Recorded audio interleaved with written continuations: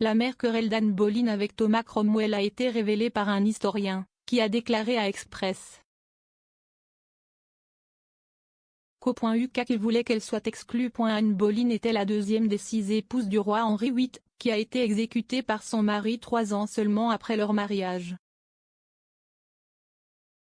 L'ancienne reine d'Angleterre n'a pas pu fournir à Henri le fils et l'héritier qu'il désirait, bien qu'elle ait donné naissance à Élisabeth Ier, son éventuel successeur en tant que souverain.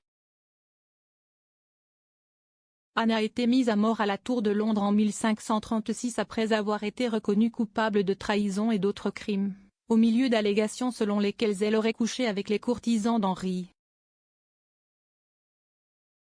Les historiens ont largement attribué sa chute, au moins en partie, à Thomas Cromwell, le rusé ministre en chef de Henri. Le principal conseiller du roi a d'abord aidé Anne à épouser Henri en utilisant son expertise juridique pour l'aider à annuler son premier mariage avec Catherine d'Aragon. Cependant, Anne a plus tard hérité Cromwell en s'immisçant dans la politique de la cour, et les deux sont devenus des ennemis jurés. L'historienne Sandra Vasoli a déclaré à Express.co.uk, il voulait qu'elle soit exclue. Je ne pense pas qu'il voulait nécessairement sa mort, mais il voulait qu'elle soit hors de propos. The Expert, who is based in the US, wrote the 2015 book Anne Boleyn Letter from the Tower, a new assessment. One of Anne's mistakes was to get involved in England's relation with France and the early Roman Empire.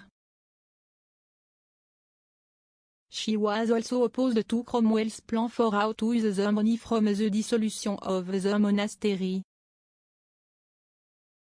Anne wanted the cash to be used for charitable purposes, rather than to fund the king's lavish lifestyle.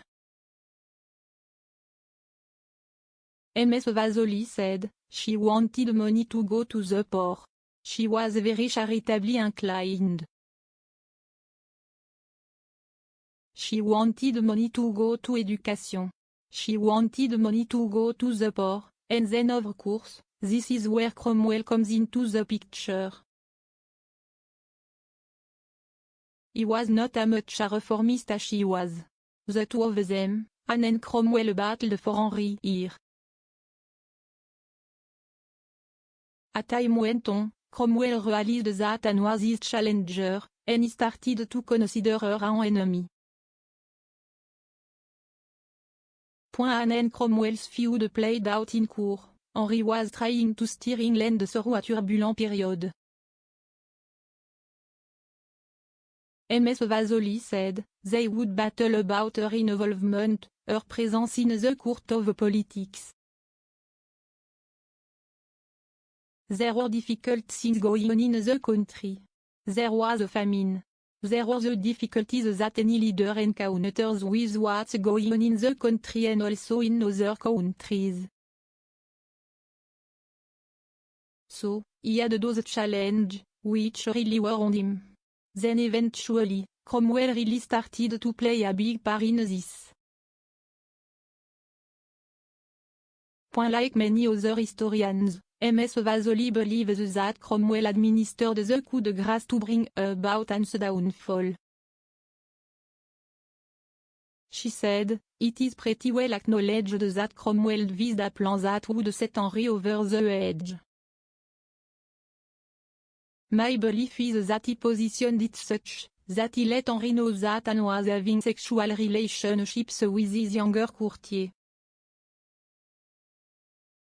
Anne Boleyn Letter from the Tower, a new assessment was written by Sandra Vasoli and published by Made Global Publishing in 2015. It is available here.